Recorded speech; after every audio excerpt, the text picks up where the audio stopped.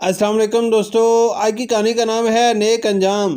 سائم computer پر game کھیل رہا تھا۔ اس کی نگاہیں کمپیوٹر کی سکرین پر جمی ہوئی تھی۔ انگلیاں تیزی سے کی بورڈ پر حرکت کر رہی تھی کہ امی نے آواز دی، سائم بیٹا، بازار سے مجھے کچھ منگوانا ہے، تمہاری خالہ آنے والی ہیں، جلدی سے جاؤ، مجھے باورچی خانے میں بہت سے کام نپٹانے ہیں۔ اچھا بتائیں کیا لانا ہے؟ اس نے بے دلی سے پوچھا۔ کھانا تو میں گھر میں ہی بنا رہی ہوں، بس آئس کریم کے 2 پیکٹ لے آؤ، یہ لو پیسے۔ امی نے نوٹ اسے پکڑائے جسے اس نے لاپرواہی سے مٹھی میں دبا لیا۔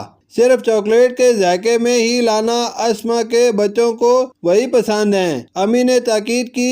وہ جھنجھلا کر یہ ساری ہدایت سنتا ہوا گھر سے باہر نکل گیا۔ دوپہر کا 1 بجنے والا تھا اور گلی میں سناٹا تھا۔ ایک تو گرمی، اس پر کھیل ادھورا رہ جانا، اسے غصہ آ رہا تھا۔ اب بھی اس کا دماغ کھیل میں ہی لگا ہوا تھا۔ وہ قریبی بیکری پر پہنچا لیکن معلوم ہوا کہ وہاں چاکلیٹ فلیور ختم ہو چکا ہے۔ 1-2 دوسری دکانوں پر بھی کئی فلیور موجود تھے لیکن چاکلیٹ کے مزے والی آئس کریم نہیں تھی، لہذا اس صورتحال پر مزید پریشان ہوتا ہوا گھر کی جانب روانہ ہوا۔ ابھی اپنی گلی میں داخل ہوا ہی تھا کہ اسے زمین پر 500 روپے کا ایک مڑا ہوا نوٹ پڑا دکھائی دیا۔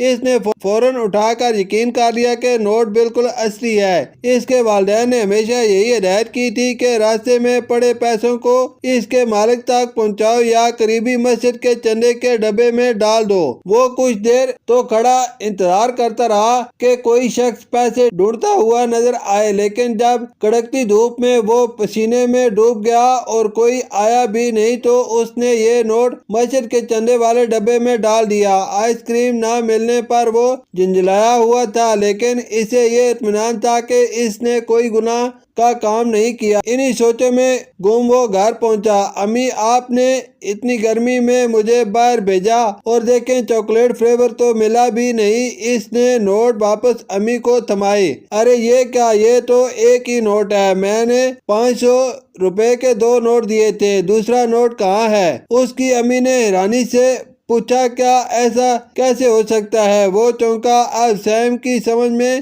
سارا معاملہ آ چکا تھا کہ زمین پر پڑا ہوا نوٹ بے دھیانی میں اسی کے ہاتھ سے گر گیا تھا۔ شکریہ۔